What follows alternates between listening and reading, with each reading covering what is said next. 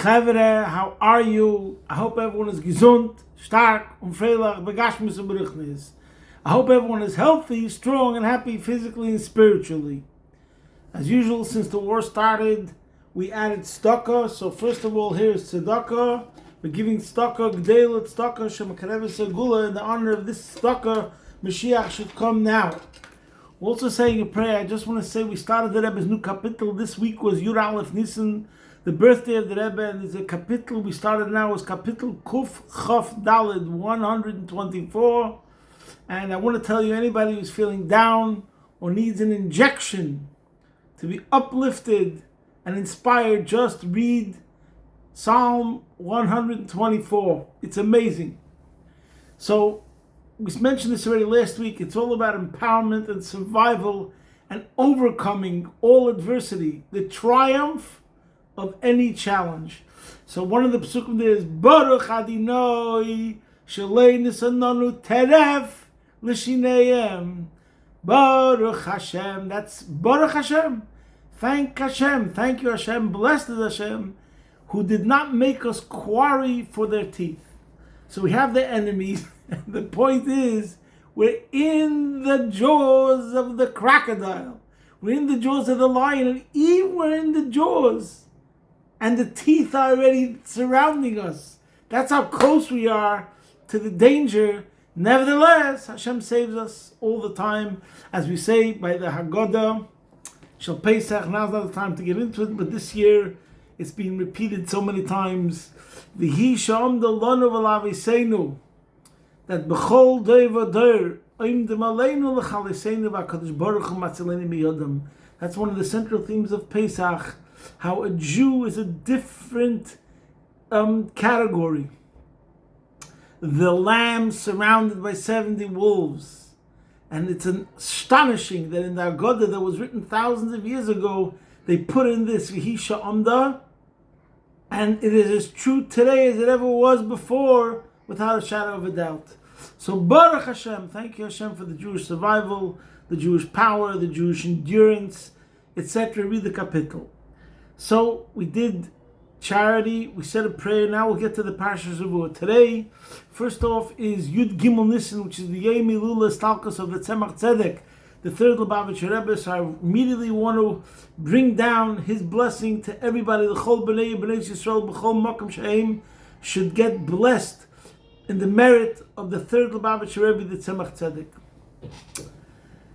This week's Parsha is Parshas Tzav. It's also Shabbos HaGodel, the Shabbos before Pesach. It's called Shabbos HaGodel, the great Shabbos. And we had Yud Aleph Nisan, as we mentioned before. And the Parsha Shavua is Tzav. So there's many things that we have to connect, which is the concept, a message for Yom Tov, for Pesach, a lesson that we learned from Parshas Tzav, and from Yud Aleph Nisan, the Rebbe's birthday. So I must confess, I looked into the Parsha and I saw a mitzvah which then is explained by the Sefer HaChinuch, and I could not find something which is so directly connected to the subject theme that we have to discuss today, which is top level of service. Now, the mitzvah I'm going to talk about is the mitzvah which is called Mitzvahs Korban Mincha Shel Kohen Gadol B'chol Yom. The high priest, the Kohen Gadol, brought a grain offering every single day. It's also called Mitzvahs Chavitei Kohen Gadol, which is mentioned in this week's Parsha. So let's first read the verse. Zeh Korban Aaron uvonav asher yakrivu l'Hashem b'yom yimashach ha'isoi. This was the sacrifice that Aaron and his sons would bring on the day when they became anointed and initiated into the service, etc. So it's very interesting. Rashi brings it out straight away. There was the Kohen Gadol who brought this every single day, the high priest, and there was a Kohen Hedyot. He only brought this carbon on the day where he became initiated into the service.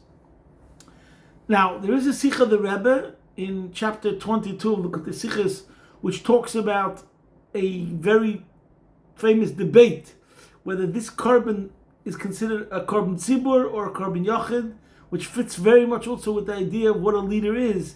that he's intertwined and interlocked with the nation.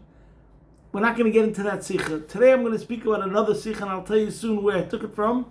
But first, let's talk about the concept. Now, what is the concept? What's the reason for this mitzvah? Why does the Kohen Gadol have to bring this korban every single day?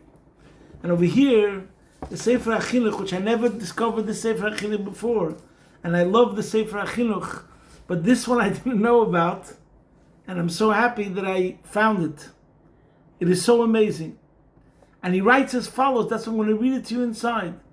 Mishar Shea mitzvah. What's the root of the mitzvah, the theme of the mitzvah, the concept of the mitzvah?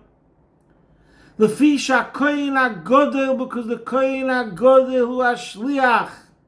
He's the emissary. Ben Yisrael Avim Sheb'Shamayim, between Hashem and the nation. Kloimar, ki hu anoisei tvila elov badam. He prays to Hashem on behalf of the Jewish people. V'alidei tfiloisav u'maisei korbanosov heimis kapim, and through his prayers and the sacrifices that he brings, the Jewish nation is forgiven. U'lechein, and therefore, roi lish kazeh, it's appropriate for such a person, li's like korban miyuchid, he should have a unique, special sacrifice, Tamidi, constantly, kamoi tamidi atzibur, like the sacrifice of the whole congregation. And he brings out afterwards, this is meant to arouse him, kol machshavosov, to make him more focused. V'yosem daite v'kavanose eitzel Hashem yizborech, eitzel Hashem baruch hu, it puts him into the zone of the spirituality. Ulaman zois yoyel loy v'lahem, and therefore will help him and the nation. And he writes, "Ve'ein sofek, there's no doubt about it. Shein doime esaydes ha'adam k'shamakev karbonei ha'miyuchad loy, l'chshamakev korban shumishutef imoy." You can't compare somebody who's bringing a korban by himself to somebody who brings a korban that's connected to others when he knows that it's about himself and it's all him standing before the Eibishter. That means he has to rise, demand from himself to reach the highest level. When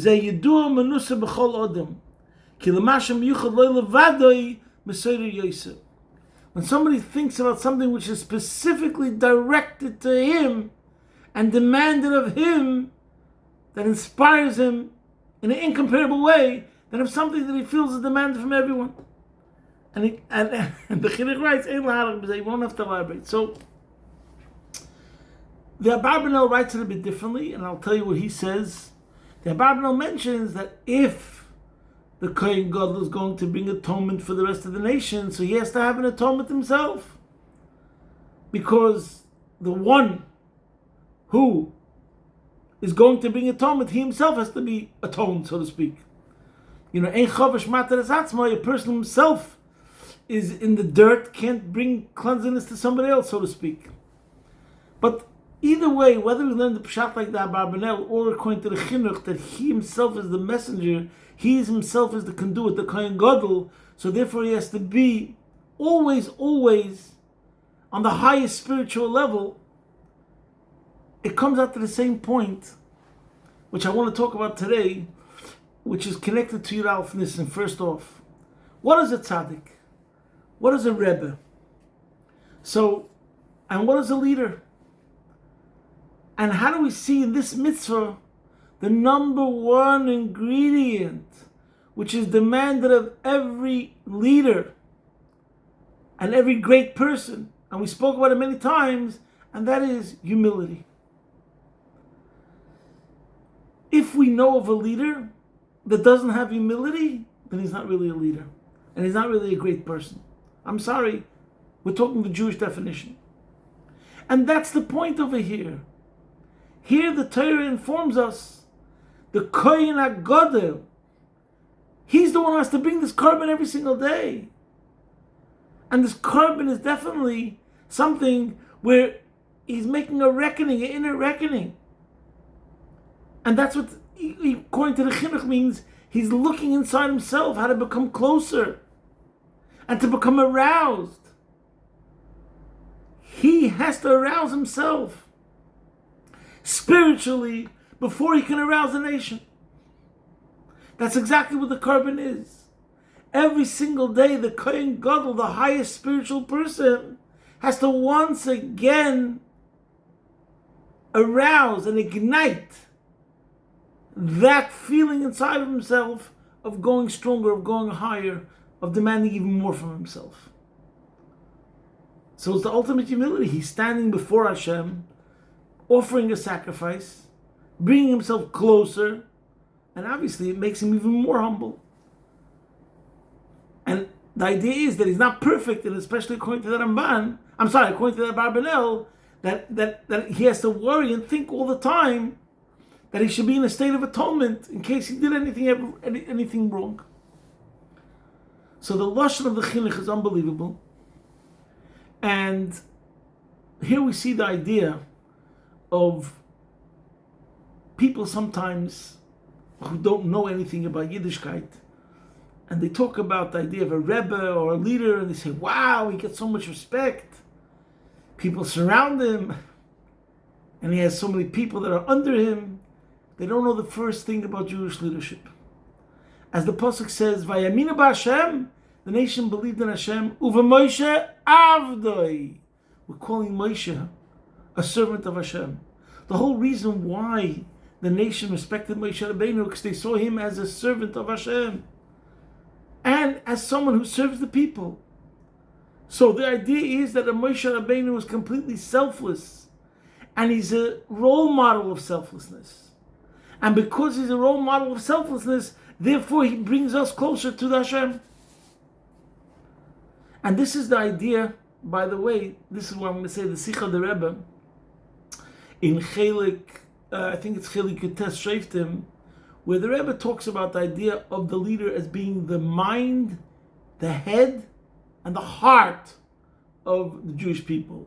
There's a concept where we have Rebbe. The word Rebbe is an acronym of Rosh B'nai Yisrael, the head of the nation, the head of the Jewish people. But there's also what the Rambam says, that Melech is Libay Leiv Kol Yisrael. The king was the heart of the nation. So the truth is, it's two dimensions in the leader itself. Both of them, by the way, show how the impact and the influence of the leader is in the entire nation. The head leads, and just like Gufa Bosa Reisha Ozl, the body follows the head. The head is influencing the entire body through nerve endings, through whatever you want to call it. Meir Shalt al Lev, the brain even dominates over the heart. But then we say Liba Palag Chol Shaifen, the heart is pumping blood throughout the entire body. The body cannot exist without the brain or without the heart. And they impact and influence the entire body. And they're the vital organs. But the point is, the Rebbe in that Sikha brings out the idea of the heart, brings out more the idea of the humility, how he's serving the people. Because by the heart, it's when you look at the heart, you see the heart as an organ which is pumping outward constantly. Like for the people, for the people, for the people, for the people. When we look at the physical brain, the fact is the brain leads, but we don't see that in the physical way, how it's out producing, pumping outward to serve the people as much as the concept of the heart. In any case, in both cases, the point is, what we're discussing is that the whole reason why this is a brain is to serve the body, the person. The whole reason why there's a heart is to serve the person, the body. And that's the same idea in the Jewish concept of leadership, that it's all about serving. That's the point. Oisik b'tzarchei tzibur, the leader is somebody who's completely selfless and is there to serve.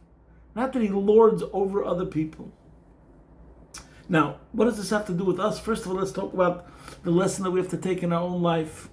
As fathers, every one of us as leaders, or teachers, or educators.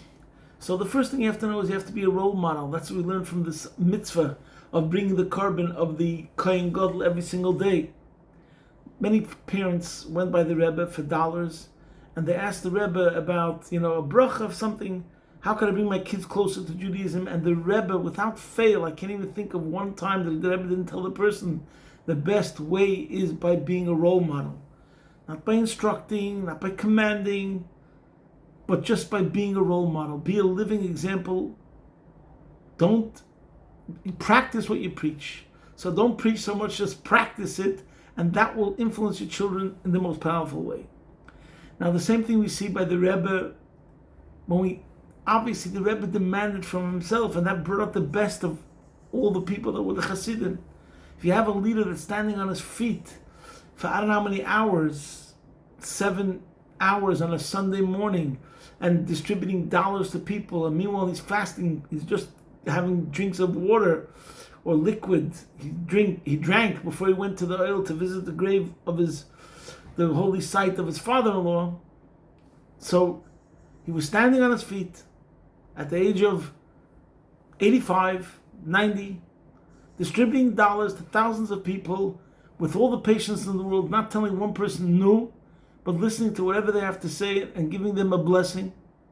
And then he would first go to the oil, travel to Queens from Brooklyn, still standing on his feet, also continuing to stand on his feet. So when you thought about that, what the Rebbe does for the people, that is completely selfless, so then obviously it brings out in us the similar thing. And this is what Moshe Rabbeinu says, that his whole life was miyot chelbi v'dami. By the way, there's an expression in English that I like very much, and it's beautiful. I don't know if I ever mentioned this before. Officers eat last. What does it mean, officers eat last? When you come to the lunchroom or to the dining room, and you have the captain or the sergeant, and you have the soldiers that are under him. So one approach could be, I go to the head of the line, because they should know respect for me. Or the opposite is true. Officers eat last. First they make sure that every one of the soldiers that are under them have the food, and then they look after, they make sure that they have the food. I'm just saying the idea is of selflessness. So the same thing is over here, but the spiritual idea means when it comes to demanding of yourself, demand from yourself always more. When you demand from yourself more, it brings out more by your followers. So that's the connection between Yud Aleph Nisan and this week's Parsha, which is obvious. And now let's go to Pesach. According to Chassidus, there is Tishrei and there's Nisan, there's the Avodah of Rosh Hashanah and the Avodah of Tishrei, and then there's Pesach. And it's explained that Tishrei is more the Avodah of Balei Tshuva. That's why the words of the month Tishrei, the letters are Tov Shin. We start with the last 2 letters of the Aleph Beis. But Pesach is in Chodesh HaOviv, Oviv. The festival is spring. Oviv starts with Aleph Beis. Because in Pesach, the novelty, the Chiddush was that we're all on the level of tzaddikim. Like Hashem made our slate clean by Hashem. In other words, He just took us out of 49 portals of impurity when we were in Egypt. And then, in 1 second, we reached the highest level. That's the idea of Pesach. In other words, in practical terms, what that means is that Emir Hashem, this year, Leil Tezvav Nisan, Motzei Shabbos is the only night of the year where a Yid can go from 0 to 1,000 in 1 second without any preparation. That's the beauty and the enormity of the night of Pesach. That all of us can reach the level of Avodas HaTzadikim. Avodas HaTzadikim means next level, immediately. But obviously, if we're talking about it, that means we should inculcate ourselves with this idea that we do want to rise in the ranks, which means to constantly demand of ourselves more to become better.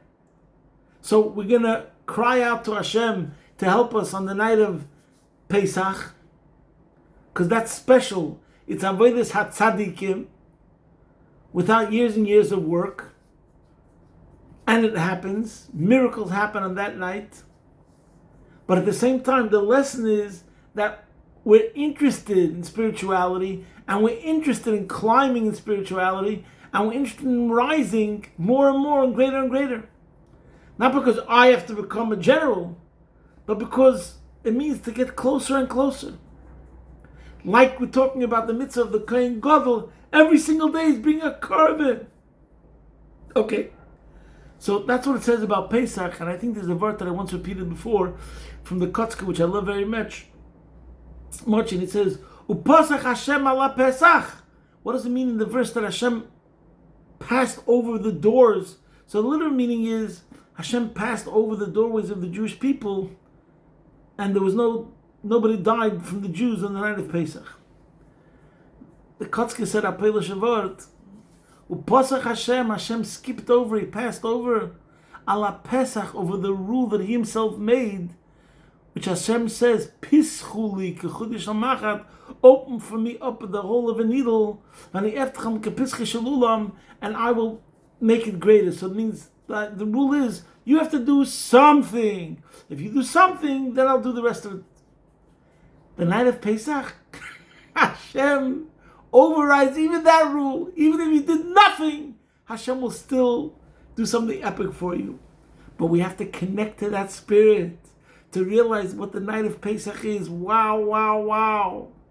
Even if you did nothing, Hashem will do amazing things for you. Amen, Ken Yiratzon, for everyone. So, this idea, I mean, for me personally, when I think about tzaddikim and rebbes and what they demanded from themselves, it inspires, because that itself is a wonder when you think to yourself, what is the avodah of a tzaddik? It's a very interesting discussion. You know, like someone's going to ask, okay, tell me, describe to me how a rebbe or a tzaddik is in a different level. So obviously we're not going to reach any of those levels. But nevertheless, when we have an awareness and a consciousness of this idea of levels of spirituality, it brings us, in us also, that idea to rise higher and to demand from us more. So one story I think I said many times is a story with the Frierdiker Rebbe. I'm not going to say the details now. That the Rebbe, before he became Rebbe, went to greet the Frierdiker Rebbe, who was coming from Chicago. And the previous Rebbe said that he's fasting. And why was he fasting? And he said, well, Kovid Dafman Obdarn. Honor has to be, I don't even know how to translate it properly. Obdarn means to thin it out, to fast. So he was fasting because he had received honor. He went to Chicago, the previous Rebbe went to Chicago, and there he received honor. People came to greet him and gave him respect. So therefore, when he came back to New York, he was telling the Rebbe that he had to do something. Like Obdan means like to shed, to shed whatever pleasure, so to speak, he would have received from people giving him honor. So he had to fast, to shed the weight of that respect that he received. Now, I don't know what to tell you, my friends. When you think about that, a holy person who doesn't have an ounce of ego, and he's fasting because he got respect. Wow. What does that tell me? How I have to look at myself and demand for myself. Do I have humility? What's my level of humility? If the Frierdiker Rebbe is the one who's worried about getting respect because it might feed some sort of ego which he doesn't have, which is non-existent. So what does that tell me about myself and how much I have to demand of myself? Now we're talking about tzaddikim, and we're talking about the kohenim, and their whole life is about serving the public and giving of themselves. So, and by the way, this is the idea of Shabbos HaGodel. Shabbos HaGodel means, now we're talking spiritually, just like when it comes to physical things, people always want more. That's the way it is. The Gemara says, Mishesh Lemonar Eitz Messiah, whoever has 100 wants 200. So, hello, when it comes to spiritual things, think the same way. How many svarim are you finishing this year? 1? Say you want to finish 2 svarim. How many mesechtas are you finishing this year? 1. You You want to finish 2 Masechtas. Think big, as they say. Go big or go home. And that's Shabbos HaGodol, and that's Pesach. Pesach means dilug. The avodah of Pesach means not crawling, not walking, not running, but leaping, as we spoke many times. Next level. And that's the avodah of the Kohen Gadol. Bring out the Kohen Gadol in each and every single one of us. But the foundation starts with a selflessness. It's not about you. It's about what Hashem wants of you. And that's what Hashem wants of you. To bring out your full potential of who you really are, which is limitless. I want to finish with the story of the Rebbe, which I don't think I ever said this story before, which brings out again the beauty of a leader and also demands of ourselves how we should be so in sync, in touch with another person. Rabbi Muttel Gutnick from Melbourne, Australia, recounts a story that when he was a young man in the early 70s, in Crown Heights there's something called the Pagisha. It's a Shabbos where college students come from around the United States of America to spend the Shabbos at Crown Heights. So we had 2 girls who were staying in his house for Shabbos from, I think, North Carolina or South Carolina, and they were so curious, and they spoke the whole time about Yiddishkeit and Shabbos and Kashrus and everything. What's Hasidim, what's Judaism. Anyways, at the end of the meal, they put down ice cream. So one of the girls asked Rabbi Gutnick, "What's this? We just spoke before about kashrus and the separation of milk and meat, and now you're putting down ice cream. We just had meat, and this is dairy." So Rabbi Gutnick's wife and Rabbi Gutnick explained to them there's such a thing called parav ice cream, which is an ice cream that's not made out of dairy products. Anyways, a couple of weeks later, you got a letter from both of these girls. "Thank you very much. The Shabbos we stayed in your house was amazing. We really loved it. It was beautiful." And they both signed their names, the 2 girls. And then under that, one of them wrote, "P.S. I told my mother about the parava ice cream, and she is very curious about it. Please send the chocolate ice cream recipe." Okay. Rabbi Gutnick read this letter that they were saying, "Thank you, we enjoyed Crown Heights, and they were by a Farbrengen of the Rebbe, and they were very inspired from Judaism." He decided he's going to send this letter into the Rebbe to give the Rebbe nachas. You know, many people write to the Rebbe, they're called Tzoros Chassidim, they have problems, and it's sometimes painful subjects, and the Rebbe carries the weight and the burden of everybody. So he decided he's going to send a letter to the Rebbe that he would, bring a smile to the Rebbe, give him a nachas. So he sent this letter to the Rebbe, and the Rebbe answered on this letter, "Tach al absura teva." Thank you very, very much for the good news. And then the Rebbe wrote, "Lahamshech kishura liyahadus." Continue her connection to Yiddishkeit, but oifen hamasim la, in a way which is suitable and befitting for her. And the Rebbe made an arrow from those words, ba'ofen hamasim la, continue her connection to Judaism in a way which is befitting for her. And the Rebbe made an arrow, and he made the arrow to the words, "P.S. Please send me the chocolate ice cream recipe." So Rabbi Gutnick was saying that the most important, the greatest advice he ever received about working with people and being a leader was this, how the Rebbe wrote, you should guide that person like Chanech Lanal, Pidarkoi, guide that person in a way which is appropriate for that person. Today we use the language Ba'asher Hu Sham, where he's holding. But here you have the leader, the Rebbe, a great, unfathomable level of holiness. And he's making an arrow to the chocolate ice cream recipe and giving that message to Rabbi Gutnick that that's how you're meant to bring her closer to Yiddishkeit. She appreciates chocolate ice cream. And this is something that she remembers also from the meal that she spent Shabbos in your house. So that's what it means when you're dealing with somebody. Obviously, we give them the ultimate truth, and obviously, we don't give them something diluted or less than truth. But at the same time, you have to lower yourself to be able to go into the mindset of the person that you're dealing with, and then speak a language which is going to connect with that person, etc., etc. So this is an amazing lesson for all of us in our roles as leaders. Number one, we're role models and living examples of whatever the values and the virtues of what we stand for in Yiddishkeit, etc. But at the same time, we're also sensitive to wherever the person that we're dealing with is holding, to do it in such a way that brings that person closer.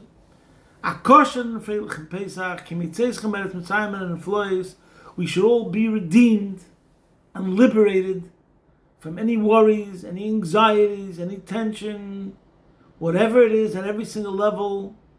We should have the Geula Mitzvah Shlema taken from Yad Mamish, posting from my home, Be'ez Hashem Yisborach, your man in Melbourne.